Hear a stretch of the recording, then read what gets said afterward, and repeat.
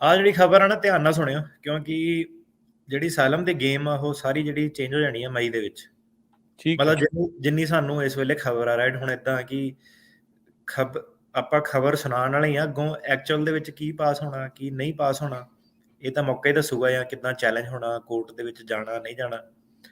ਸੋ ਸਭ ਤੋਂ ਪਹਿਲਾਂ ਤਾਂ ਇਹ ਖਬਰ ਤੋਂ ਪਹਿਲਾਂ ਜਿਹੜੇ ਨਵੇਂ ਜੁੜੇ ਆ ਸਾਡੇ ਨਾਲ, ਆਪਾਂ ਇਹਦੇ ਉੱਤੇ ਕਾਫੀ third country transit ban, MPP migrant protection protocol ਜਿਹੜੇ ਟਰੰਪ ਉਹਨਾਂ ਨੇ ਪਾਸ ਕੀਤੇ ਸੀਗੇ, ਆਪਾਂ ਪਹਿਲਾਂ ਕਾਫੀ ਡਿਸਕਸ਼ਨ ਇਹਦੇ ਉੱਤੇ ਕਰ ਚੁੱਕੇ ਹਾਂ। ਸੋ ਉਹ ਵਾਲੀ ਹੁਣ ਆਪਾਂ ਡਿਸਕਸ਼ਨ ਦੁਬਾਰਾ ਨਹੀਂ ਕਰਨੀ। ਉਹਦਾ ਕਨਕਲੂਜਨ ਇਹ ਸੀਗਾ ਕਿ ਟਰੰਪ ਹੁਣੀ ਜਿਹੜੇ ਸੀਗੇ ਉਹਨਾਂ ਨੇ ਓਬਵੀਅਸਲੀ ਇਮੀਗ੍ਰੇਸ਼ਨ ਨੂੰ ਰਿਸਟ੍ਰਿਕਟ ਕਰਨਾ ਸੀਗਾ, ਤੇ ਉਹਨਾਂ ਦਾ ਜਿਹੜਾ ਸੋਲ ਕ੍ਰਾਈਟੇਰੀਆ ਇਹ ਸੀਗਾ ਕਿ ਉਹਨਾਂ ਨੇ ਆਪਣੇ ਹੁਣ ਜਿਹੜੇ ਵਕੀਲ, ਅਟਰਨੀ ਜਨਰਲ, ਸਾਰਾ ਜਿਹੜੀ ਆਪਣੀ ਟੀਮ ਰੱਖੀ ਹੁੰਦੀ ਹੈ ਇਮੀਗ੍ਰੇਸ਼ਨ ਪਾਲਿਸੀ ਉਹਨਾਂ ਨੂੰ ਦੱਸਦੀ ਹੈ, ਉਹਨਾਂ ਦਾ ਸਾਰਾ ਇਹ ਜ਼ੋਰ ਸੀਗਾ ਕਿ ਬਣਾਓ ਇਦਾਂ ਦੇ ਤਰੀਕੇ ਕਿ ਕਿੱਦਾਂ ਇਮੀਗ੍ਰੇਸ਼ਨ ਨੂੰ ਰਿਸਟ੍ਰਿਕਟ ਕੀਤਾ ਜਾਵੇ। ਤੇ ਆਪਾਂ ਦੇਖਿਆ ਕਿ ਕਾਫੀ ਜਿਹੜੇ ਕੇਸ ਸੀਗੇ ਉਹਨਾਂ ਨੇ ਰਿਵਰਸ ਕਰਤੇ, ਕਾਫੀ ਜਿਹੜੇ ਅਸਾਈਲਮ ਦੀਆਂ ਗਰਾਊਂਡ ਸੀਗੀਆਂ, ਸੇਮ ਸੈਕਸ ਮੈਰਿਜ ਵਾਲੇ, ਡੋਮੈਸਟਿਕ ਵਾਇਲੈਂਸ ਵਾਲੇ, ਵੂਮਨ ਵਾਲੇ, ਕਾਫੀ ਜਿਹੜੇ ਕਲੇਮ ਸੀਗੇ ਉਹਨਾਂ ਨੇ ਕਿਹਾ ਕਿ ਇਹਨਾਂ ਚੀਜ਼ਾਂ ਤੇ ਅਸਾਈਲਮ ਨਹੀਂ ਮਿਲਦਾ। ਬਾਈਡਨ ਨੇ ਆ ਕੇ ਉਹਨੂੰ ਰਿਵਰਸ ਕਰਤਾ ਕਿ ਨਹੀਂ, ਇਹਨੂੰ ਮਿਲਣਾ ਚਾਹੀਦਾ, ਅਸਾਈਲਮ ਨੂੰ ਵਧਾਤਾ। ਸੋ ਮੇਨ ਜਿਹੜਾ ਸਭ ਤੋਂ ਜ਼ਿਆਦਾ ਟਰੰਪ ਜਿਹੜਾ ਕ੍ਰਿਟਿਸਿਜ਼ਮ ਚ ਆਇਆ ਸੀਗਾ ਉਹ ਸੀਗਾ ਥਰਡ ਕੰਟਰੀ ਟ੍ਰਾਂਜ਼ਿਟ ਬੈਨ ਤੇ ਮਾਈਗ੍ਰੈਂਟ ਪ੍ਰੋਟੈਕਸ਼ਨ ਪ੍ਰੋਟੋਕਾਲ। ਇਹਦੇ ਵਿੱਚ ਉਹਨਾਂ ਨੇ ਇਹ ਕਿਹਾ ਸੀਗਾ ਕਿ ਜਿਹੜਾ ਬੰਦਾ ਆਪਣੇ ਦੇਸ਼ ਨੂੰ ਛੱਡਦਾ ਜਦੋਂ ਕਿਸੇ ਹੋਰ ਕੰਟਰੀ 'ਚ ਪੈਰ ਰੱਖ ਕੇ ਅਮਰੀਕਾ ਵੱਲ ਆਉਂਦਾ, ਤੇ ਪਹਿਲਾਂ ਉਹ ਕੰਟਰੀਆਂ ਦੇ ਵਿੱਚ ਅਸਾਈਲਮ ਕਰੇ, ਉੱਥੇ ਫਾਈਲ ਕਰੇ, ਉਹਨਾਂ ਦੀ ਪ੍ਰੋਟੈਕਸ਼ਨ ਜਿਹੜੀ ਆ ਉਹ ਯੂਜ਼ ਕਰੇ। ਤੇ ਹੁਣ ਉਸ ਦੌਰ 'ਚ ਕੀ ਹੋਇਆ ਸੀਗਾ ਕਿ ਹੁਣ ਹਰੇਕ ਬੰਦੇ ਨੂੰ ਮੈਕਸੀਕੋ ਥਾਣੀ ਆਉਣਾ ਪੈਂਦਾ, ਜਾਂ ਕਿਤੇ ਨਾ ਕਿਤੇ ਸਟੇ ਲੈ ਕੇ ਦਊਗਾ, ਡਾਇਰੈਕਟ ਫਲਾਈਟ ਤਾਂ ਮਿਲਣੀ ਨਹੀਂ ਰਾਈਟ ਇੰਡੀਆ ਤੋਂ ਜਾਂ ਕਿਤੋਂ।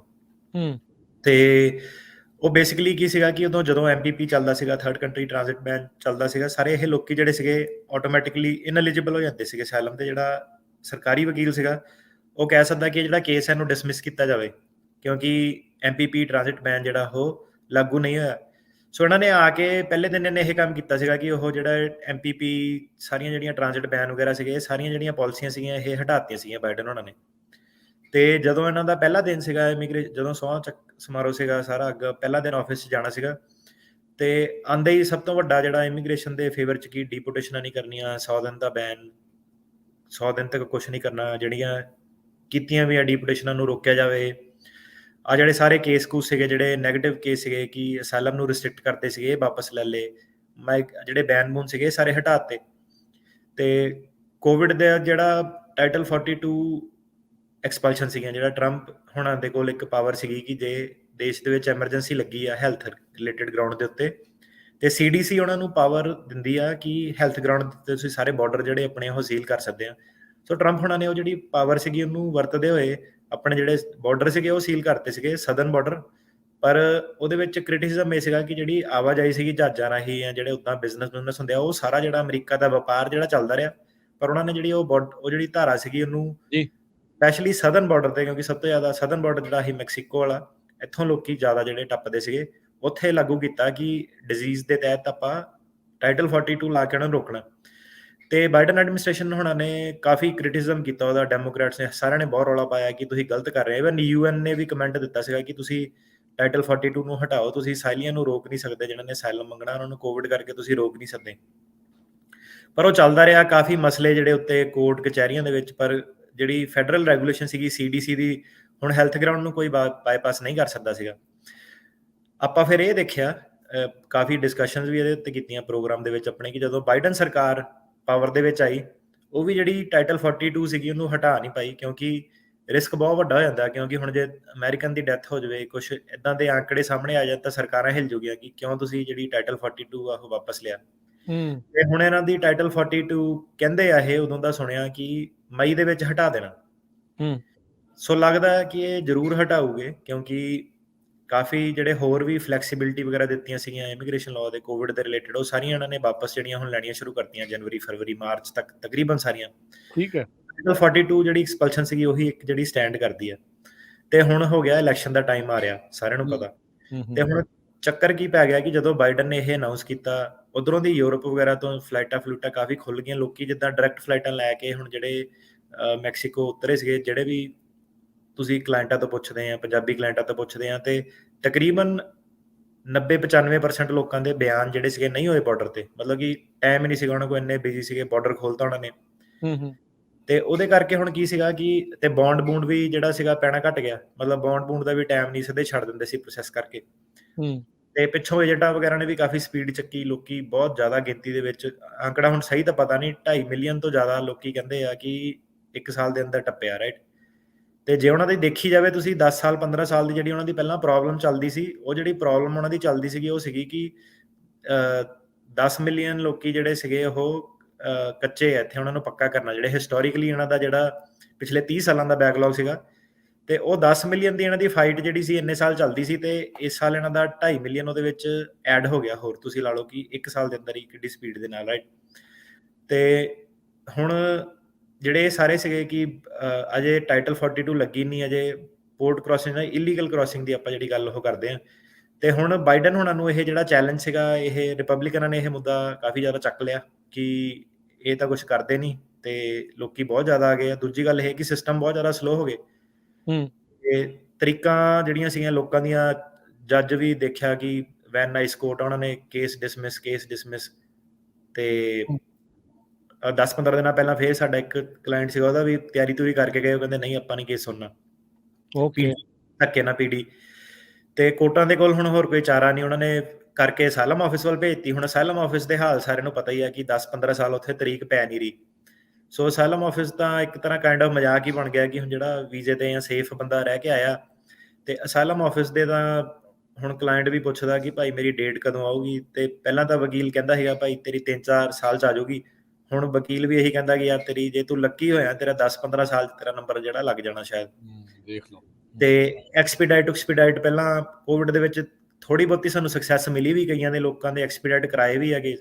ਤੇ ਹੁਣ ਤੇ ਭੈਂਸ ਅੱਗੇ ਬੀਨ ਵਜਾਉਣ ਵਾਲੀ ਗੱਲ ਆ ਕਿ ਐਕਸਪੀਡਾਈਟ ਗੱਲ ਕੋਈ ਸੁਣਦੇ ਨਹੀਂ, ਅਨਲੈਸ ਬੱਚਾ ਜਾਂ ਘਰ ਵਾਲੀ ਮਗਰ ਕਿਸੇ ਨੂੰ ਪ੍ਰੋਬਲਮ ਆ ਫਿਰ ਮੇ ਵੀ ਸੁਣ ਲੈਣ। ਪਰ ਜਿਹੜਾ ਆਮ ਸਿੰਗਲ ਬੰਦਾ ਜਿਹੜਾ ਅਸਾਈਲਮ ਆਫਿਸ 'ਚ ਫਸਿਆ, ਉਹ ਫਸਿਆ ਹੀ ਆ, ਤੇ ਉਹਦਾ ਕੋਈ ਉਮੀਦ ਨਹੀਂ 10-15 ਸਾਲ ਤੱਕ ਕਿਸੇ ਪਾਸੇ ਹੋਰ ਨਿਕਲਣ ਦੀ। ਤੇ ਹੁਣ ਬਾਈਡਨ ਸਰਕਾਰ ਤੇ ਪੈ ਗਿਆ ਪ੍ਰੈਸ਼ਰ, ਉਹ ਹੁਣ ਕਰ ਰਹੇ ਆ ਕਿ ਉਹਨਾਂ ਨੇ ਹੁਣ ਰੂਲ ਬਣਾਉਣੇ ਸ਼ੁਰੂ ਕਰਤੇ ਕਿ ਕਿੱਦਾਂ ਲੋਕਾਂ ਨੂੰ ਰੋਕਣਾ, ਕਿਉਂਕਿ ਸਿਸਟਮ ਜਿਹੜਾ ਸਾਰਾ ਬ੍ਰੇਕਡਾਊਨ ਹੋ ਗਿਆ। ਜਿਹੜਾ ਇਹਨਾਂ ਨੇ ਕਿਹਾ ਸੀਗਾ ਕਿ ਟਰੰਪ ਹੋਣਾ ਨੇ ਸਿਸਟਮ ਨਹੀਂ ਸਹੀ ਚਲਾਇਆ, ਡਿਲੇ ਆ ਇਹ ਉਹ, ਇਹਨਾਂ ਦਾ ਤਾਂ ਉਹ ਤੋਂ ਵੀ ਜ਼ਿਆਦਾ ਵੱਧ ਗਿਆ।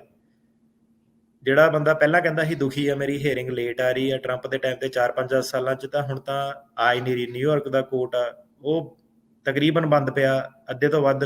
ਸੈਕਰਾਮੈਂਟੋ ਕੋਰਟ ਸੀਗਾ, ਉਹਦਾ ਹਿਸਾਬ ਕਿਤਾਬ ਇਹ ਆ, ਐਲਏ ਕੋਰਟਾਂ ਦੇ ਵੱਲ ਪੀਡੀ ਪੂਡੀ। ਤਾਂ ਸੋ ਸਿਸਟਮ ਸਾਰਾ ਜਿਹੜਾ ਹਿੱਲਿਆ ਪਿਆ, ਹੁਣ ਇਹਨਾਂ ਨੇ ਲੋਕਾਂ ਨੂੰ ਕਰਤਾ, ਰੋਕਣਾ ਸ਼ੁਰੂ ਕਰਤਾ।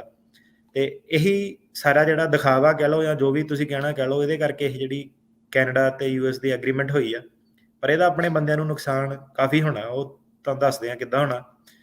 ਸੋ ਐਗਰੀਮੈਂਟ ਉਹਨਾਂ ਦੀ ਇਹ ਹੈ ਕਿ ਜਿਹੜੇ ਨਾਰਦਰਨ ਬਾਰਡਰ ਦੀ, ਹੁਣ ਆਪਾਂ ਸਦਰਨ ਬਾਰਡਰ ਦੀ ਗੱਲ ਕਰਦੇ ਹਾਂ, ਜਿਹੜਾ ਅਮਰੀਕਾ ਕੈਨੇਡਾ ਨਾਲ ਲੱਗਦਾ, ਤੇ ਦੇਸ਼ਾਂ ਨੂੰ ਆਪਸ 'ਚ ਇਹਨਾਂ ਨੇ ਸਮਝੌਤਾ ਕੀਤਾ। ਤੇ ਫਰਾਈਡੇ ਨੂੰ ਜਿਹੜੀ ਆਪਣੀ ਟਰੂਡੋ ਦੀ ਬਾਈਡਨ ਦੇ ਨਾਲ ਮੀਟਿੰਗ ਸੀਗੀ ਆਟਵਾ ਦੇ ਵਿੱਚ, ਤੇ ਇਹਨਾਂ ਦੀ ਇੱਕ 2004 ਦੇ ਵਿੱਚ ਐਗਰੀਮੈਂਟ ਸੀਗੀ ਪਹਿਲਾਂ ਹੀ ਕੈਨੇਡਾ ਤੇ ਅਮਰੀਕਾ ਦੀ। ਉਹ ਜਿਹੜੀ 2004 ਦੀ ਜਿਹੜੀ ਇਹਨਾਂ ਦੀ ਐਗਰੀਮੈਂਟ ਸੀਗੀ, ਉਹਨੂੰ ਇਹਨਾਂ ਨੇ ਐਕਸਪੈਂਡ ਕੀਤਾ।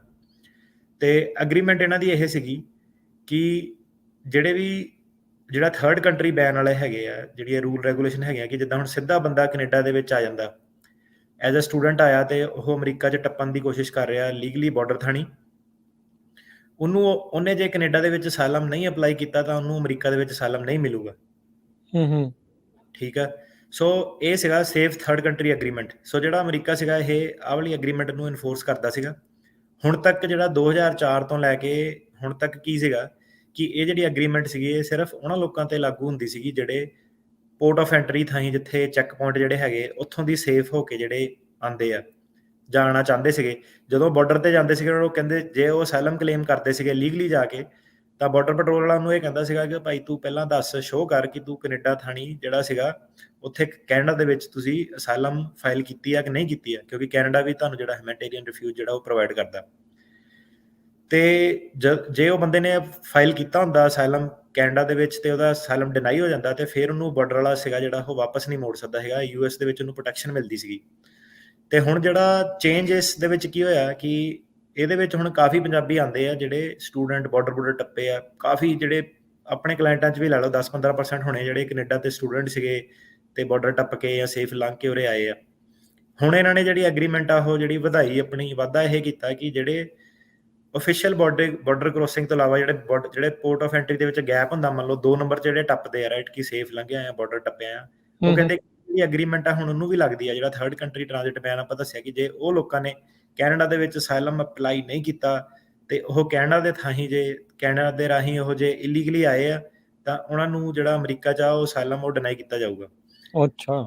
ਸੋ ਫਰਕ ਇਹ ਪਿਆ ਸੀਗਾ ਕਿ ਪਹਿਲਾਂ ਏਜੰਟ ਨੇ ਜੇ ਕਿਸੇ ਦੇ ਕੈਨੇਡਾ ਰਾਹੀਂ ਬੰਦੇ ਨੂੰ ਅਮਰੀਕਾ ਕੱਢਿਆ ਤੇ ਉਹ ਇਲੀਗਲੀ ਬਿਨਾਂ ਬਾਰਡਰ ਕ੍ਰੋਸਿੰਗ ਉੱਥੋਂ ਬੰਦੇ ਤੋਂ ਸਿੱਧੇ ਜਿਹੜਾ ਸੇਫ ਜਾਂ 2 ਨੰਬਰ 'ਚ ਵੜਿਆ ਆ ਉਰੇ, ਉੱਤੇ ਪਹਿਲਾਂ ਸਵਾਲ ਪੁੱਛ-ਗਿੱਛ ਨਹੀਂ ਸੀਗੀ ਕਿ ਤੂੰ ਕੈਨੇਡਾ ਦੇ ਵਿੱਚ ਅਸਾਈਲਮ ਅਪਲਾਈ ਕੀਤਾ ਕਿ ਨਹੀਂ ਕੀਤਾ, ਕਿਉਂਕਿ ਜਿਹੜਾ ਐਗਰੀਮੈਂਟ ਸੀਗਾ ਉਹ ਸਿਰਫ ਜਿਹੜਾ ਚੈੱਕ ਪੁਆਇੰਟ ਤੇ ਲੱਗਦਾ ਸੀਗਾ। ਹੁਣ ਜਿਹੜਾ ਉਹ ਐਗਰੀਮੈਂਟ ਉਹਨਾਂ ਨੇ ਐਕਸਪੈਂਡ ਕਰਤਾ ਕਿ ਜਿਹੜਾ ਵੀ ਬੰਦਾ ਕੈਨੇਡਾ ਤੋਂ ਭਾਵੇਂ ਗੈਰ ਕਾਨੂੰਨੀ ਤਰੀਕੇ ਨਾਲ ਟੱਪ ਕੇ ਆਇਆ, ਉਹਦੀ ਜਿਹੜੀ ਕੈਨੇਡਾ ਦੇ ਵਿੱਚ ਜਿਹੜੀ ਹੈਗੀ ਆ ਪਹਿਲੀ ਰਿਕੁਆਇਰਮੈਂਟ ਉਹਦੀ ਇਹ ਹੈ ਕਿ ਉੱਥੇ ਉਹ, ਕਿਉਂਕਿ ਉਹਨੂੰ ਆਪਾਂ ਸੇਫ ਥਰਡ ਕੰਟਰੀ ਮੰਨਦੇ ਹਾਂ ਤੇ ਸਾਡੀ ਜਿਹੜੀ ਉਹਨਾਂ ਦੇ ਨਾਲ ਐਗਰੀਮੈਂਟ ਆ, ਉਹਦਾ ਉੱਥੇ ਜਿਹੜਾ ਅਸਾਈਲਮ ਆ ਉਹ ਫਾਈਲ ਕੀਤਾ ਹੋਣਾ ਜ਼ਰੂਰੀ ਆ ਤੇ ਡਿਨਾਈ ਕੀਤਾ ਹੋਣਾ ਜ਼ਰੂਰੀ ਆ। ਠੀਕ ਹੈ।